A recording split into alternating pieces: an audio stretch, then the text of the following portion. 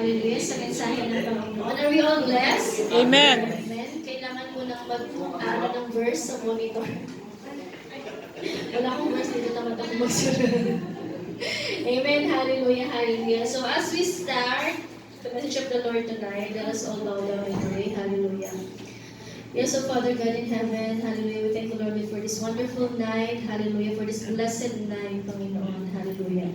Thank you, Lord God, for the presence of God, hallelujah. Thank you for being with us, hallelujah. Thank you for surrounding us with your angels of God, hallelujah. Amen. Let this night be your night, Panginoon, hallelujah. Let the word that comes out from my mouth, hallelujah, will only be from you, O God, hallelujah. Pray, Lord God, hide me at your back, Panginoon, hallelujah.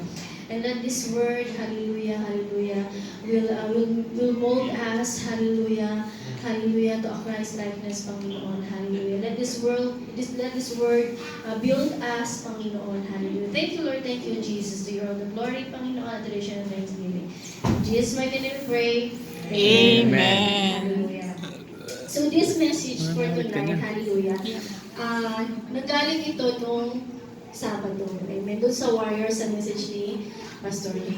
Amen. It's about, nung minention niya about Joseph, na nireveal din kay Ate Mel last Friday, nung minessage niya about prosperity, success, and breakthrough. Di ba? Exciting yun, di ba? Amen. Excited ba kayo? Hallelujah, hallelujah. Pero habang nag-message si Pastor na nakaupo ako, may gumulong sa akin. No? Sabi niya, ready ka ba? Ready ka ba? Amen. Ready ba kayo? Amen. So yung narinig ko yun, parang na-excite ako, nakinabahan. Excited ako kasi breakthrough yan eh. Victory yan eh. Amen. Kinabahan ako kasi feeling ko may pagdadaanan. Amen. Yun ang narinig sa akin ng Lord. Before Joseph become dun sa naging king siya, hindi siya naging king, naging high, Right hand. high official. No? Hallelujah. May pinagdaanan si Joseph. Amen. Amen. Daniel, David, before they become king, before they become what they become, may pinagdaanan. Amen. So yun sa ready ka na ba? And I can really feel the presence of God at night. Yun. So ready ka for the victory. Yes, excited tayo dyan. That is coming. Amen. Hallelujah. So yun nga, before these Bible characters become success and achieve their victory, they experience trials, they experience persecution, they suffer, Amen. they feel pain.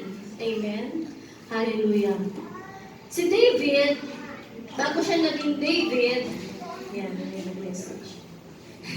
Si David, bago siya naging hari, no, kinalaban niya muna si may mga pinagdaanan. Si Moses, no, bago niya na lead ang mga tao out from Egypt, may pinagdaanan si Moses. Si Noah, bago niya i-build ang ark, napagod yan. May mga pinagdaanan niya, ikaw ba naman mag-build ng ark? Si Jesus, amen, before he seated on the throne of God, no, seated at the right hand of God, na persecute, no, was nailed on the cross. Amen, hallelujah. So we are ready with the victory, but are we ready with the pain? Parang ayaw natin ng pain, no? Parang ayaw ko yata, Lord. Parang wag na lang, no? Hallelujah. Eh, sabi nga, no pain, no gain. Which is true, amen, hallelujah. No gods, no glory, sabi nga. So, can you really be ready? Amen. Yes! Amen, Amen. hallelujah. And you can only be ready if you know the Word of God. Amen. Yun ang bitbit mo. Sabi nga, not from your own strength, not from your own mind. Amen. Hallelujah. But by the power that comes from the Lord. The strength that comes from the Lord.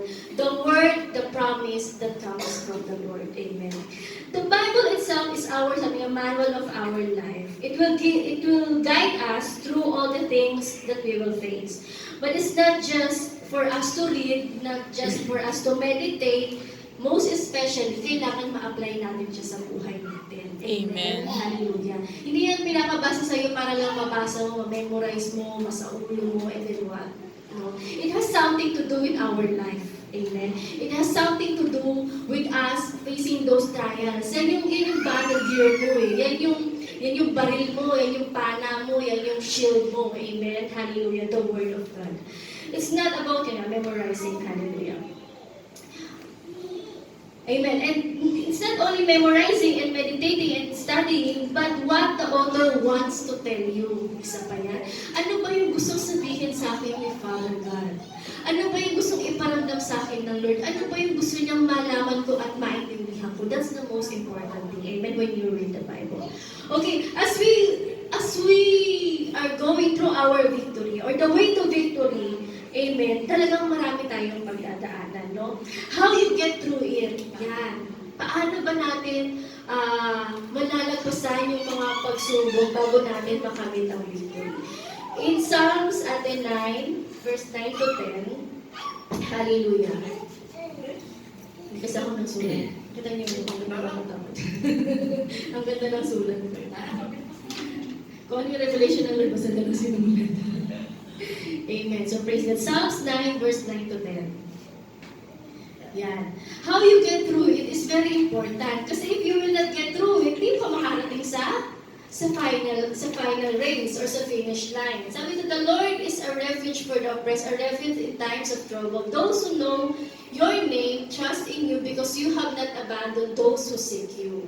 Amen. If you know this word, lalakas ang loob mo, amen. If you know this verse, amen, hallelujah, alam mo na hindi ka nag-iisa. Alam mo na kahit iwan ka ng mga taong nakapaligid sa iyo, no? Kahit in this pandemic na na-isolate tayo, naka-quarantine tayo, if you know the God that you are serving, if you know that this God will not abandon you, kahit mag-isa ka dyan, ng 10 days sa quarantine na isolation, amen, hallelujah, hindi ka bibigay, hindi ka ma-depress, hindi ka ma-stress, amen, hallelujah. Amen. But you will feel joy na after this, there is something, amen, that there is better things that are yet to come, amen, hallelujah.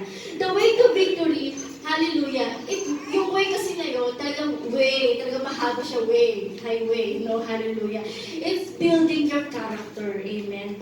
What is your character towards your destination, no, hallelujah. In Psalms 27 verse 14, no? Yung waiting time natin, ano ba yung character natin habang wala pa yung dream job mo or dream house mo, wala pa yung dream car mo, no? Or kung ano man yung success or dreams na gusto mo, ano yung character mo? Kasi kung yung character mo, hallelujah, is hindi mo na maintain hanggang sa ma-receive mo yung victory na yun, amen, baka sabihin ng Lord na kung hindi pa tuhanda.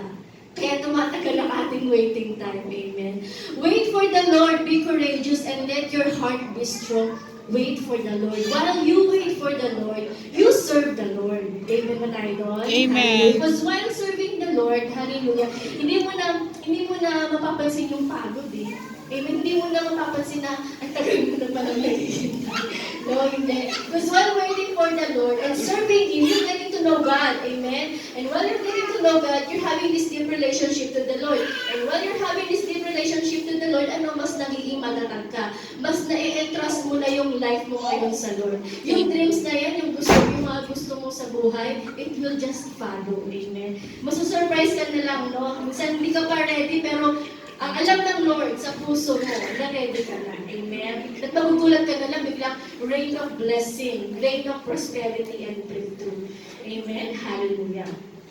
In Romans 5, 3-5, yan. So while waiting, enjoy what you are doing naman. Amen. Hallelujah. Lord, serve ako ng serve sa'yo. Serve ka nga na, serve murmur ka naman ng murmur. Amen. Hallelujah. So no, enjoy serving the Lord. Amen.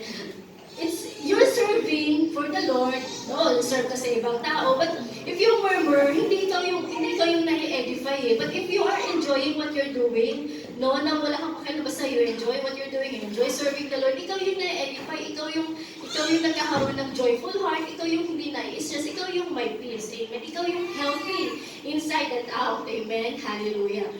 So sa Romans 5, 3-5, yan. Sabi ito sa Romans 5, 3-5, and not only that, but we also rejoice in our affliction, because we know that affliction produces endurance. Yan. Bakit tayo may pinagdadaanan? Sabi nito, affliction produces endurance, and endurance produces character. Kasi kung hindi matitest ang character mo, hindi ka mamumold. Amen? Kung hindi ititest ng Lord ang patience mo, hindi ka magiging pasensyoso. Oh.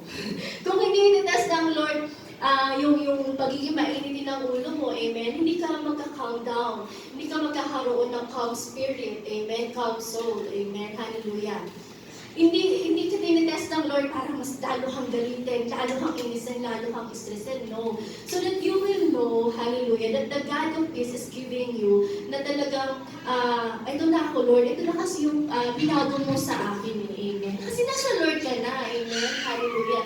And this character will produce hope, amen, hallelujah. Kasi nagiging positive thinker ka na. You change your perspective, you change the way na mag-react. No, yung emotions mo hindi na ganun hyper, no? Pinipili mo na yung word na sasabihin mo. Pinipili mo na yung taong tawag dito, yung alam mong hindi na dapat hindi makausapin, pero yung na kailangan patulan, hindi mo napapatulan. Amen? Hallelujah.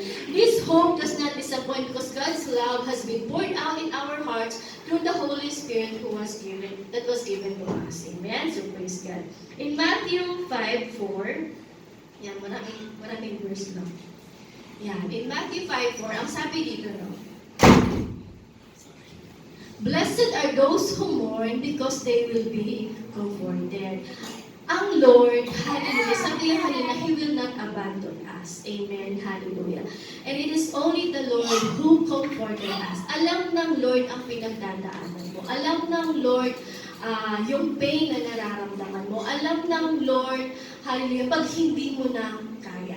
Amen, hallelujah. Alam ng Lord ang capacity ng bawat isa sa atin. Amen, hallelujah. So, blessed are you who mourn. Ibig sabihin nito, hallelujah, kahit nagdadalamhati ka, ang mata ng Lord nasa iyo. Hindi ka niya iiwan. Amen, hallelujah. Minsan sa buhay natin, no, our dreams and our goals in life, hallelujah, kung minsan biglang parang andun ka na eh, bakit Lord nililinis mo ko? Bakit parang yung dreams ko andito na parang lalong lumalayo, no? Hallelujah. Ang sabi nga sa Matthew 6:33, kapag inuna mo ang Lord, amen, kapag inuna mo ang Lord, the rest will follow. Naniniwala ba kayo? Amen.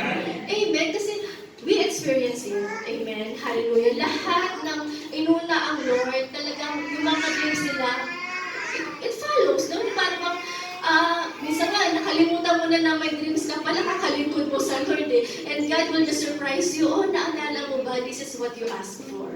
Amen. So, masusurprise ka na lang. No, masusurprise ka na lang kung paano mag-provide ng Lord if you seek Him first. Amen.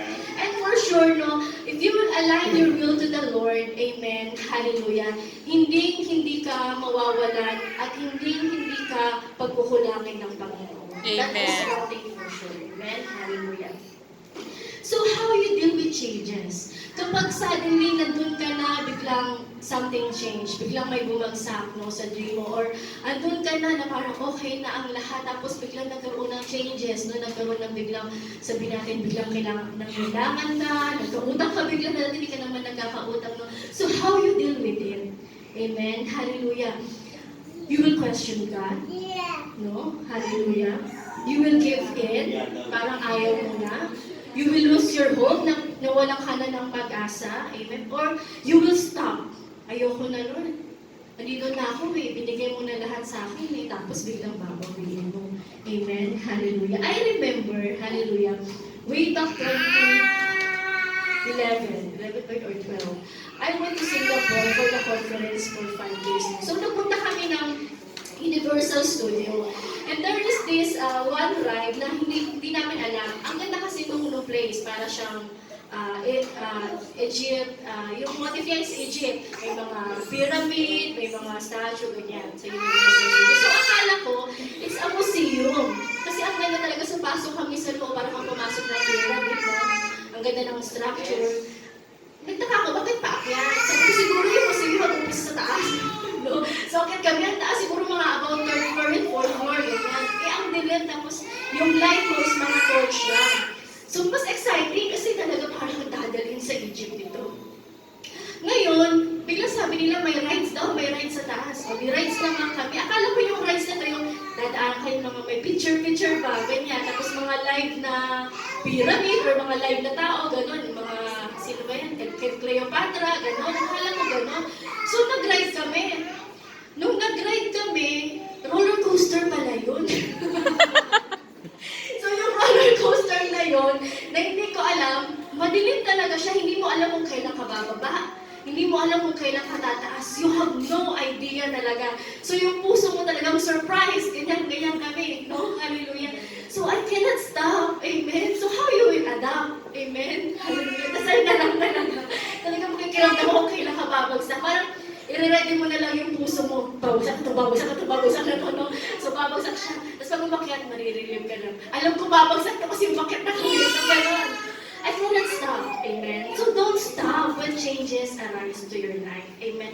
Do not stop in serving the Lord. Amen. Amen. May down man yan, may up pa rin yan. Amen. Kasi ang Lord pa ganun eh. Amen. Hindi naman siya taba. And God will not leave you down. Amen. Ayaw naman ang Lord na isagad ka or ibagsak ka. Amen. Hallelujah. And do not focus on the changes. Focus on the things that does not change. Amen. Ano yun? Hallelujah. That God is the God Almighty, the great I am. Amen. Focus on that. Yun ang hindi nagbabago. That God loves you. That God will prosper you. Amen. Yun ang hindi nagbabago. Ang salita ng Diyos, ang pangako ng Diyos. Don't focus on the changes na nangyayari sa buhay mo. Focus ka na sa salita ng Lord. Amen. Mag-iba-iba ka, magbalay-balay itong mga translation ng Bible na yan. Isa lang ang gusto ng Lord. Amen. Hallelujah. To prosper you. Amen. Amen. Isa lang ang gusto ng Lord. Magkaroon ka ng buhay na masaya at ganap. Amen. Hallelujah. At hindi ka iiwan ng Lord. Magbago man ang sitwasyon mo, hindi ka iiwan ng Panginoon. Amen? Hallelujah. And God is a merciful God, a gracious God, forgiving God. Hallelujah. Yun ang hindi magbabago. Amen? Hallelujah. So if right now you are doubting the things that God will do for you and wanted to do for you, I'm telling you, amen, wala ka dyan kinauupuan mo ngayon. Amen. Hallelujah. Kung ikaw ay nagdududa, hallelujah, na ang Lord is may purpose sa'yo, hallelujah, na ang Lord gusto ka i-prosper, hallelujah, I'm telling you, wala ka dyan sa kinauupuan mo ngayon. Amen. Kasi kung ayaw ng Lord na maging masaya ka, ayaw ng Lord na mag-prosper ka, hinayaan ka na yan. Amen. Hinayaan ka na dyan, mag-dower-dower. Amen. Ang gusto kasi ng Lord, maligtas ka, no? Magkaroon ka ng kapayapaan, maging mayaman ka, amen, hallelujah, maging maayos ang buhay mo, ang relationship mo, not only to Him, but also to your family. Amen. Amen, hallelujah. Kung gusto ng Lord na mag-isa ka lang, hindi mo ka na talaga mag-isa. Pero hindi lang ka dito ng Lord, talagang mahal ka ng Panginoon. Amen. Amen. Hallelujah. Sabi nga dito na sa Isaiah 55:11, ang salita ng Lord ay hindi babalik sa kanya ng walang kaganapan. At yun ang ating panghawakan. Sinabi ng Lord, magaganap at magaganap. Nung minalakay dito ng Lord, isa lang ang require ng Lord. Ang maniwala ka. Amen. Wala nang iba. Amen. Maniwala ka lang. Maniwala ka na ipoprosper ka niya. Maniwala ka na mahal ka niya. Maniwala ka na ang Diyos, hallelujah, kayang baguhin ang sitwasyon mo. Kayang baguhin ang buhay mo. Amen ba tayo doon? Hallelujah. Maniwala ka lang. Sabi ko sa John 3:16, for God so loved the world that He gave His only Son, that whoever believes in Him will not perish. Amen. Hallelujah. At yan ang gusto ng Lord sa iyo. 1 Corinthians 10:13 natin. Praise God. Hallelujah. 1 Corinthians 10:13. Jesus Christ. Dapat kasi magsulat. Yeah, no temptation has overtaken you except what is common to humanity. God is faithful and He will not allow you to be tempted beyond what you are able. But with the temptation, He will also provide a way of escape so that you are able to bear it. God is in control. Amen. Alam niya kung kaya mo pa at hindi mo na kaya. Amen. Hallelujah. Alam ng sabi nga huwag mong tanungin ang sarili mo, Lord, bakit ako? Hindi lang ikaw. Hindi lang ikaw. Nagdrama na yun. Hindi lang ikaw. Lahat tayo na-experience natin. No one is exempted. No? Even your leaders, hallelujah, they can experience that. No? Yung mga battles nila. A battle fought with God is always a victory. Amen. Amen. Hallelujah. For He never failed any battle. Amen. Kung mag-isa ka, hallelujah, good luck.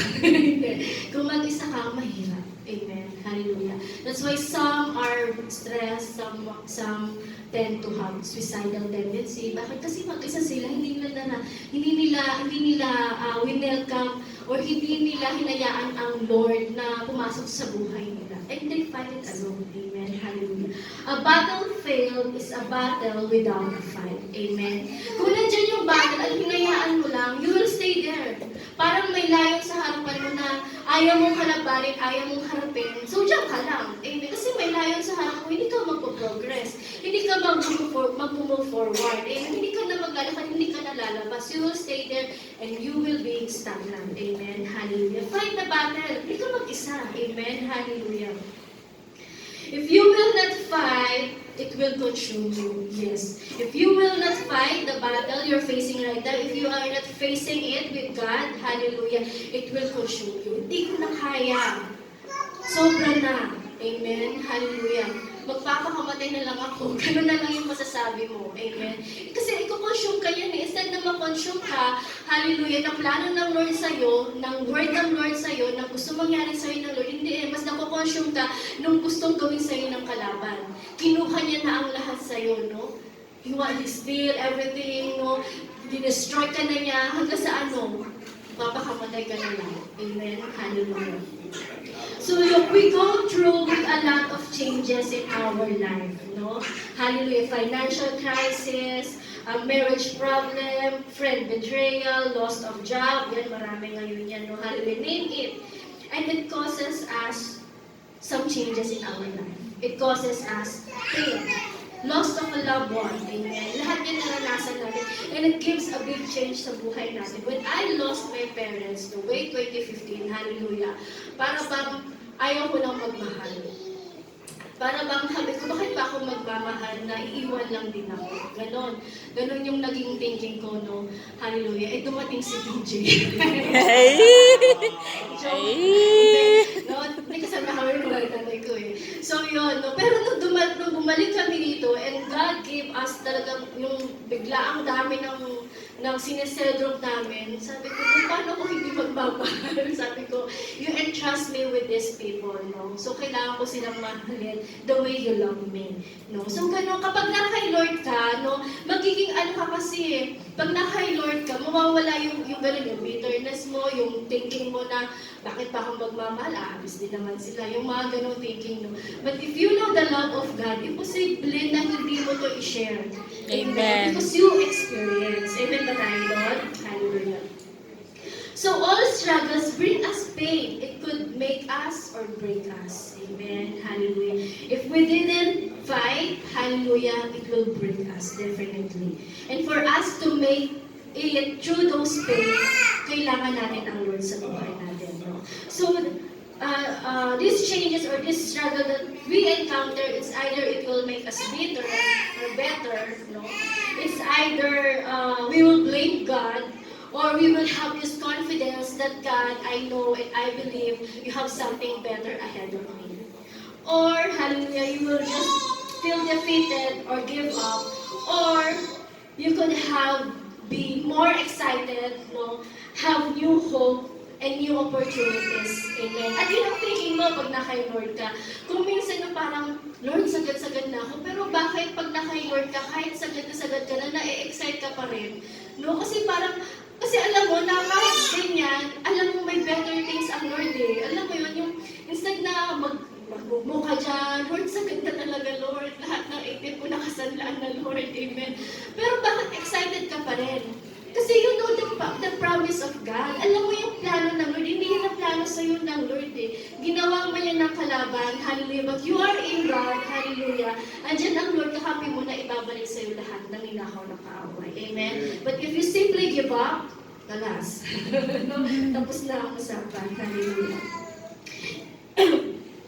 In going through any battle, don't just go through it, sabi nga, no?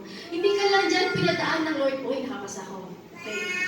So, pinadaan ka na naman, okay, nakalampas na ako. No, if you go through something, grow through it. Kailangan nag-grow ka. Kailangan nag-grow yung character mo. Amen? Kasi kung nakikita ng Lord, hindi ka pa handa sa victory na yan, baka pag nakuha mo yung victory na yan, i-take for granted mo siya. Amen? At hindi mo siya maalagaan, hindi ka maging good steward ng Lord. Amen? Hallelujah. Kaya tayo may pinagdadaanan is for us to grow, to mold us. Amen? Hallelujah.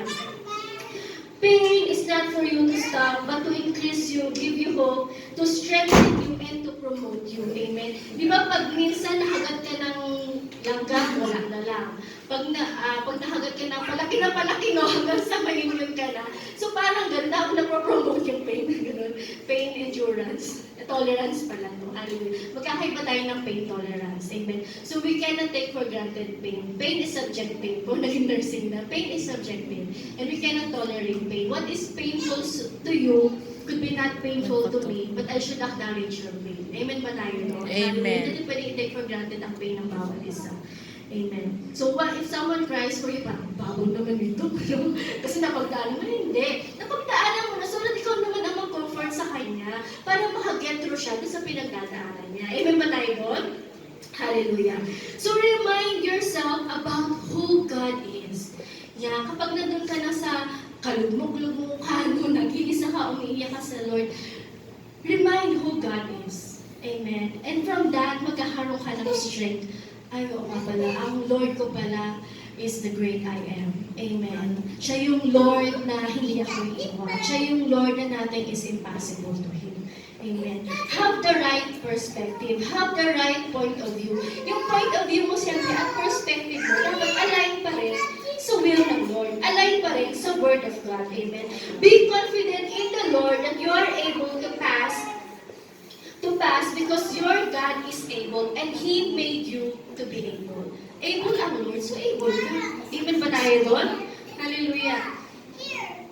Okay, don't waste your pain. If God is not wasting a battle, don't waste your pain. No? Hallelujah.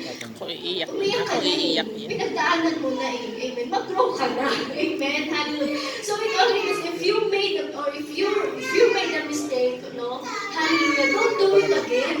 Amen. Hallelujah. It will bring you back to the same Hindi na point. magugulo. Dapat ang point natin is nag-i-improve eh. No? Ang point natin dapat pataas eh.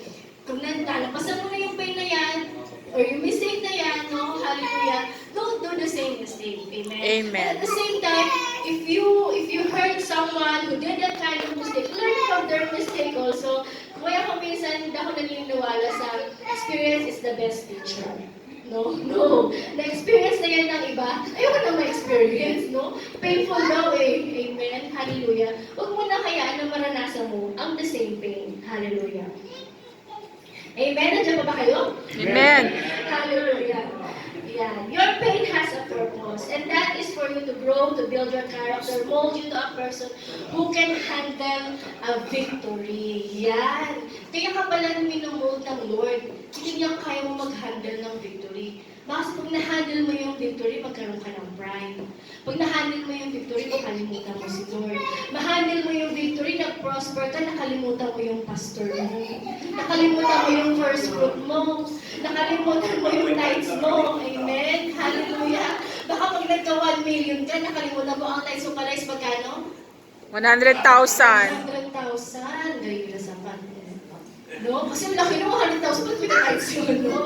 Hallelujah. Kaya ang Lord, hallelujah, is building you into character na kayang humawak ng victory. Yun. Amen. O, gusto niyo pa ba ng victory? Amen. Praise God. Hallelujah. Kala ko ayaw niyo na eh. Dahil pinagdadaanan. Amen. So if you are facing difficulty, do not ask God nga, why me? No? Hallelujah. God may answer you. You are not the only one. Sabihin ng Lord, no? Hindi lang ikaw, sila din, no? Hallelujah. Kaya kung akala nyo, mga pastor nyo, mga leader nyo, pangiti-ngiti lang, may pinagdadaanan din yan. Amen? Hallelujah. Kamustahin nyo paminsan-minsan. Hallelujah. 1 Corinthians 10:13. Ayan na pala siya. Ito na yun. So do not put question mark where God put a period. Sinabi ng Lord, I will prosper you. Sinabi ng Lord, mahal kita. Sinabi ng Lord, hindi kita iiwan. Nung dumaan ka sa problema, Lord, mahal mo ba talaga ako? Lord, magpapalain mo ba talaga ako? Bakit sagad na? No? Lord, nasaan ka? Sabi mo, hindi mo ko iiwan, no? So do not put question mark on where God put a period. wala sa Bible, may question mark ba sa Bible? Parang wala ka nabasa may question mark. But when God said it, He said it. Amen. And He put period on it. Amen. And if He said it, He made it. Amen ba tayo doon? Amen. Hallelujah. So whether we like it or not, our battle is a piece of puzzle to make a beautiful picture. Amen. Kung yung piece of puzzle na yan seems like an odd space, odd shape na parang hindi mo alam kung saan mo siya ilalagay sa buhay mo. But you know what? To make a beautiful puzzle, kailangan buo ang pieces. And that pain is part of that beautiful pieces. Amen. Hallelujah. It is part of that beautiful picture. And amen. Hallelujah. So always remember this, everything will work together for good. Romans 8:28. Amen. In Romans 8:28, hallelujah, everything will work together for good. Hallelujah. We know that all things work together for the good of those who love God, those who are called according to His purpose. Nandito ka kasi may purpose ang Lord. Amen. Kung purpose ng Lord na i-prosper ka, kung ano yung pinagdadaanan mo ngayon, okay lang yan. It will work together. Amen. Hallelujah. May dahilan. If everything is easy, we may not be ready to handle our success. Sabi nga, kung gaano mo kadali nakuha yung success, it could be also easily be taken away from you. Ay, hindi mo pala kaya. Amen. Hallelujah. Kung minsan, sa trabaho, amen, hallelujah. Pag may tinuturuan akong junior at sinabi niya alam niya at kaya niya, hahayaan ko siya. So pag hinayaan ko siya at nakita kong hindi niya kaya at pinagalitan na siya ng doktor, bago pa ako pagalitan ng doktor ko, kukunin ko na sa kanya. Amen. So same as success. Kung hindi mo kaya i-handle, it may be taken away from you. At imumold ka na naman ng Lord. Amen. Hallelujah. Yan. Kasi ang gusto ng Lord, ayaw ng Lord ng temporary happiness sa'yo. Ng mga temporary things, temporary prosperity, yung temporary ba, gusto ng Lord everlasting. Amen. Amen. Gusto ng Lord pang mamagalan.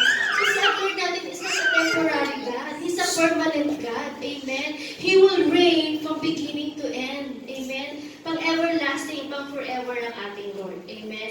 Hallelujah. Can you imagine a building without a foundation? Madali itong bubuhay. Amen mo tayo. Kaya kung papansin natin, pag may nag-build dyan ng mga apartment, ang lalim ng foundation. Amen. Hallelujah. Because they want that building to last. Amen. Gusto tumagal yung building na yun. So this battle, ayan, this battle which is that piece of puzzle can only be fit in a beautiful picture through faith. Amen. So yung pinagdadaanan natin ngayon, kailangan mo ng faith. Amen. Hallelujah. Tiwala, pananampalataya sa ating Panginoon. Faith does not make life easy. But faith will make it possible. Amen. Amen.